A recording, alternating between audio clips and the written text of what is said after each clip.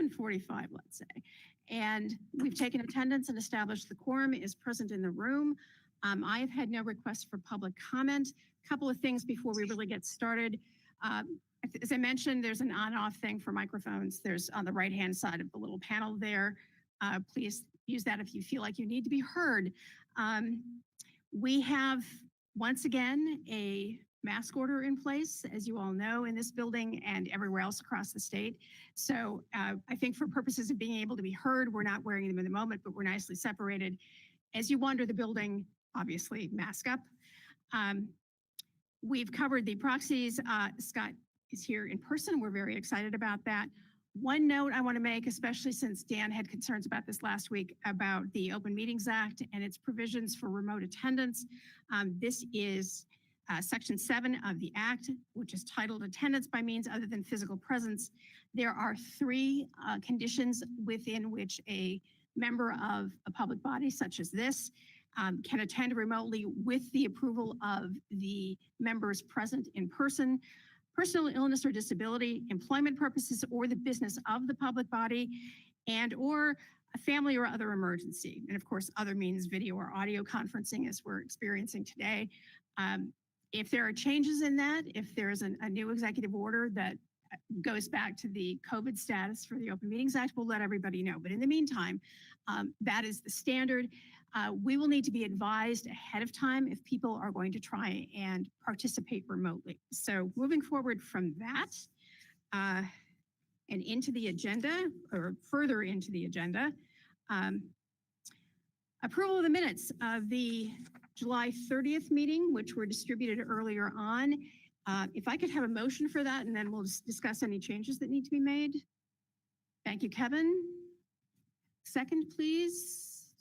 Thank you very much, Scott. Any changes, corrections, or other comments on the minutes from July? If not, this was a relatively simple meeting in July. If not, I will ask for a vote. Those in favor of approval of the minutes of July 30th, please signal appropriately. Got it. Thank you all. I also vote aye. I know where you're going, Ryan. I'm getting there on the Amendment 4. I'll end the terminus on. Oh, okay. In that case, I can hear. I think people. Do we need the mic for votes? Yeah. Okay. Fine. I think if everyone can hear, that's fine. Okay. So that's done. Moving on. What was that? Was that the chair? Of course it was. Moving on, item 5, this is approval of the revised Amendment 3, which is now called 3A. As most of you have already heard, there were some questions from FTA about the original version that was passed last month. So we've added additional detail with the help of Showbus to show how their current and planned capital investment fits in with their overall funding profile, essentially.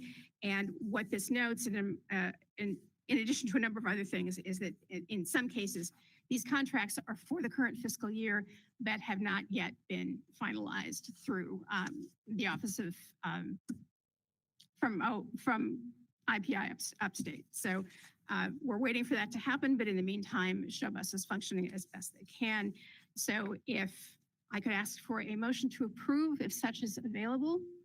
And then, thank you, Ryan. Second, please. Thank you, Jerry. How did you see the reluctance gone? Everyone's just jumping right in. Any comments or questions on this, now that I've already bored you with the details? Hearing none, those in favor, please raise your hand or say aye. Any opposed? Very good, thank you. Okay, on to item 6, amendment number 4. I want to note that this does not reflect, is this the right one? Yes. No, it isn't. Yes, it is. The Main Street project, this is amendment 4. We had discussed during the technical committee meeting and amended this amendment to incorporate the change from College Avenue to Gregory. And I'll just make a note of that here. I simply forgot to make the change in the agenda, but that was approved and referred to the policy committee. Again, this is preliminary engineering phases 1 and 2. for the project on Main Street that we've been discussing for about 3 years. And though anyone like to move to approve this funding? Thank you, Ryan. What a surprise. Second? Thank you, Kevin. Yes, please. The limits that are shown actually on the amendment are the limits that actually appear in the multi-year program. The consultants actually studied the office, but still include that program. Updated multi-year program. So next time the program comes out, okay. So it's formally speaking, this is correct, but the consultants are actually working to the expected revision. Gotcha. Okay. Got it.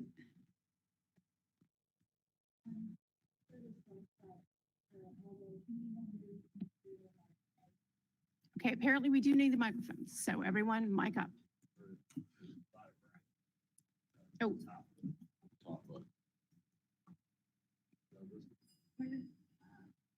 One with these speakers. There we go. Perhaps, Scott, you could repeat that real quick. Sure. Amendment number 4, the limits that are in the multi-year program are the limits that are reflected in the amendment. The actual limits of the study will be extended from Gregory to just north of the bridge that's south of Olive. And the consultant is currently studying within those limits. I just failed to communicate that to programming, and it'll be updated in the next iteration of the state's multi-year program. Thank you. Can you guys hear us microphone wise back there? Is it okay? Picking up? Good. Thank you.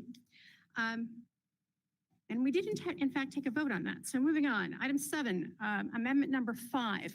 And I actually have notes on what Bob had to say last week, but Scott, if you would prefer to sort of deal with a description of these as we go through, that would be fine too.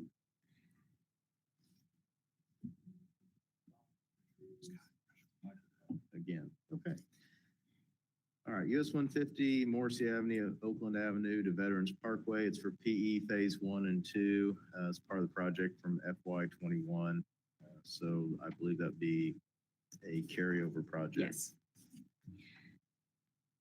Having heard from Scott, a motion to approve, please. Thank you, Kevin. Anyone care to second? Thank you, Jerry. Any questions for Scott on this one? Hearing none, those in favor, please signify.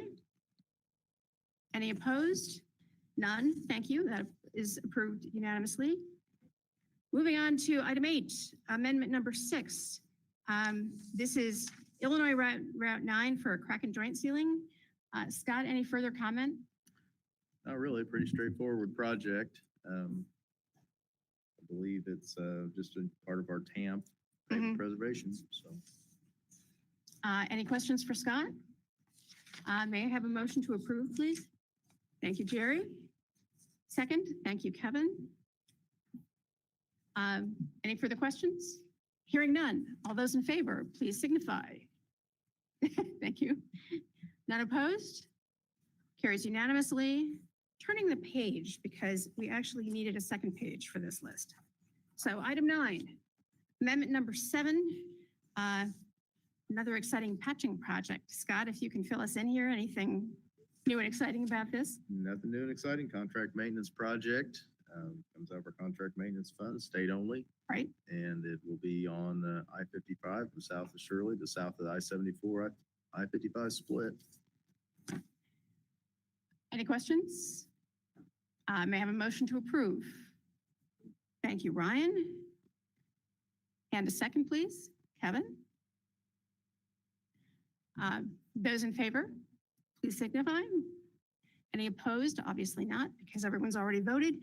It passes unanimously. Moving on to item 10, amendment number 8. This is one of the exciting ones.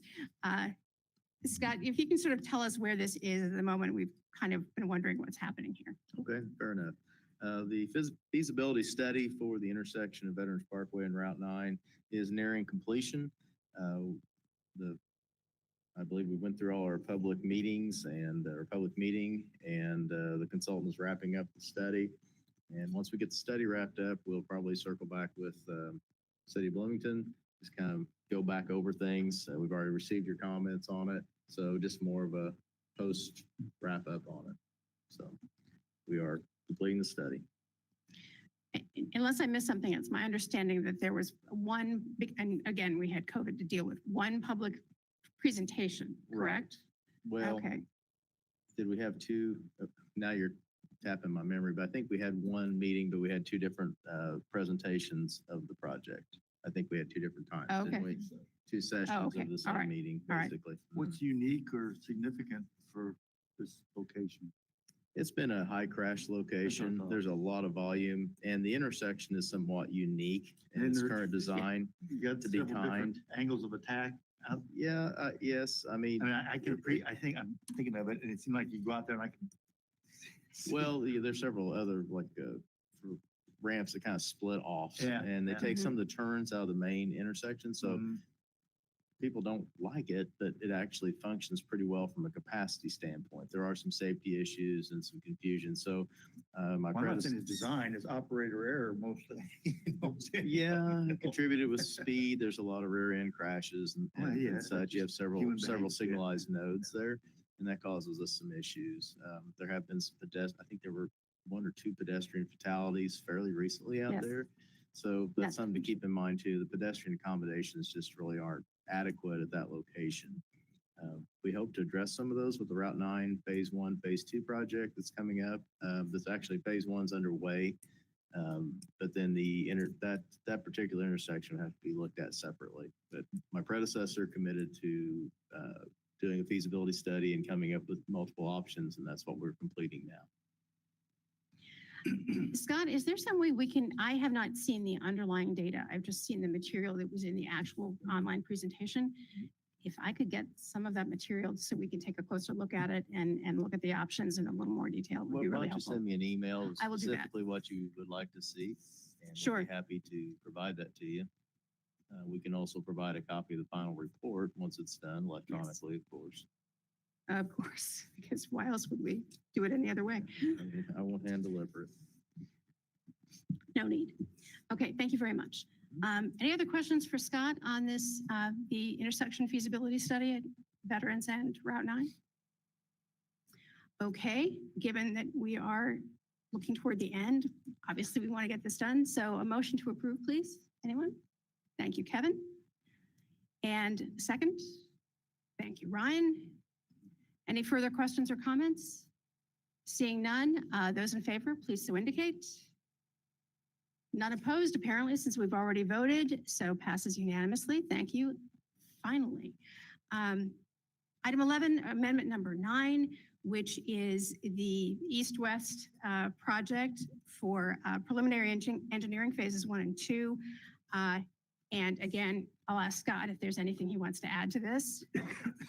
As far as the TIP amendment, I don't have anything to add. As far as the project, project's kind of hit a delay with some cultural resources, and our consultant has addressed those as instructed, and once the information reached the central office cultural resources unit, they provided different direction from what they previously had. So we're awaiting some guidance from the central office cultural resources unit, and they're short-staffed, and so we're at a bit of a standstill as far as getting the project report approved.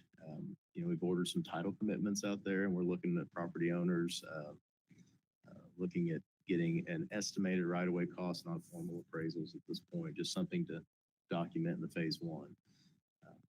So that's kind of where we're at. It has hit a bit of a snag till we can line out the cultural resource issues. I will be interested to hear more at some point about what cultural resources we are discussing. I was gonna ask that. but- I can bring it up. I mean, it's just nothing. The cultural resources screening identified 2 historic properties, so to speak. One location was the intersection of Empire and Center. That's apparently part of the old Route 66, US 66. Okay. And since we have agreed to reroute Route 9 and avoid what was it, Empire and around the school, Lee. We had to widen that area so that we wouldn't back traffic up onto Main Street. And in doing so, that changes the geometrics of the intersection, and they recognize that as a cultural issue. There'll have to be a historic issue, basically, that have to be addressed. The other issue would be the brick streets in the city of Bloomington. Those are considered historical. And we've reviewed the city's plan and policy on brick streets and provide that to consultants. So those will also have to be, those issues have to be rectified. And I don't know exactly where that's going to go until we get additional information back from the Cultural Resources Unit. So those are the two things that are bogging us down a bit at this point till we can address them appropriately. I see. Main Street used to be now it's not 66. They do that in Center Street. Yeah. I can't explain that. Okay. But I don't have much control over that. So No, I was just, yeah, it is. That's what they came up with.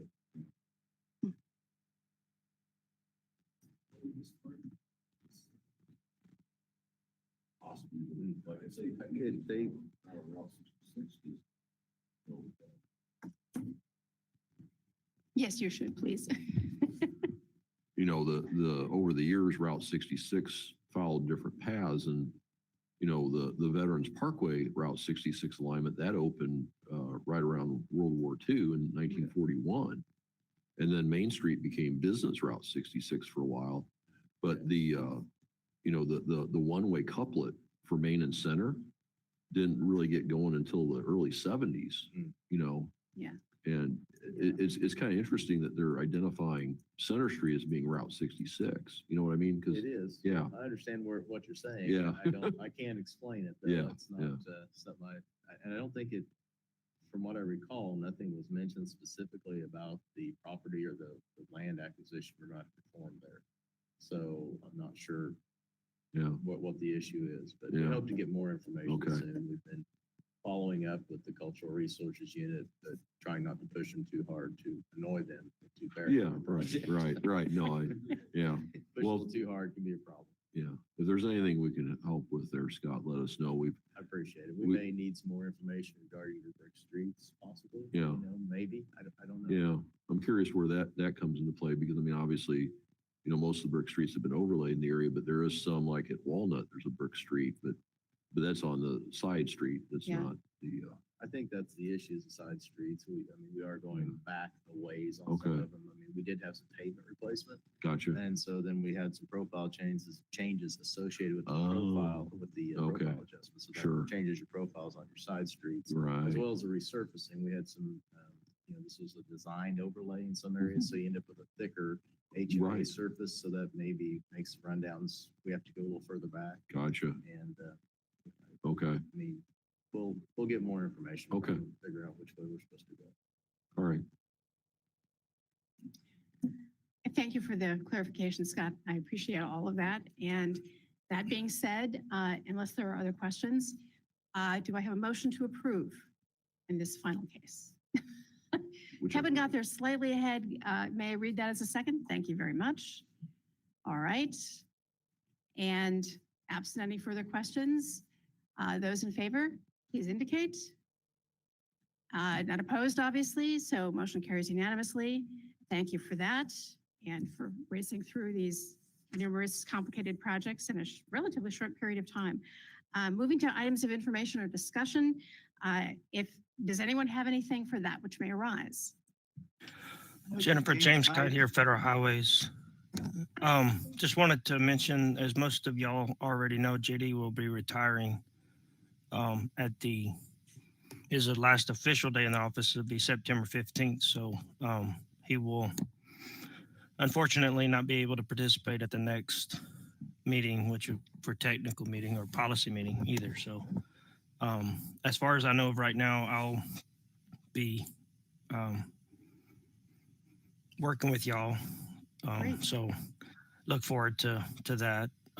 But just want to let you know that Ray and Jennifer, I'll be passing your name on to Betsy Tracy, who is heading up a kudos board for our office. And y'all can forward that to technical members and other people that may want to participate in that effort. And I'll add Scott's name and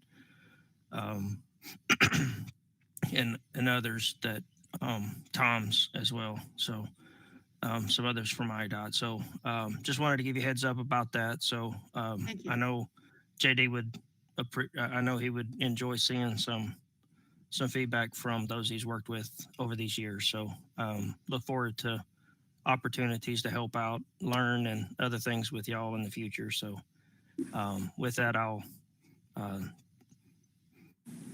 mute my mic. So Thank you, James. Yeah, thank you very much. Yeah, well, I'll reach out to JD too. But we look forward to having you or keep having you. Yeah, James, it will be nice to have you back. And we're looking forward to the fall and getting prepped for our review early next year, our program review. I'll keep you posted about that. I've got to work with John Paul and some others on some key initiatives that we'll be carrying forward. So I'll keep you and Ray posted on some of those key items going forward.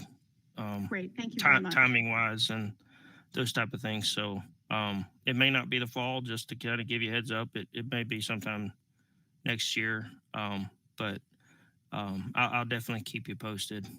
Yeah. And I'm working with JD as Great. Last we heard from JD, it would be early next year, but whatever your schedule is, just let us know and we'll be prepared.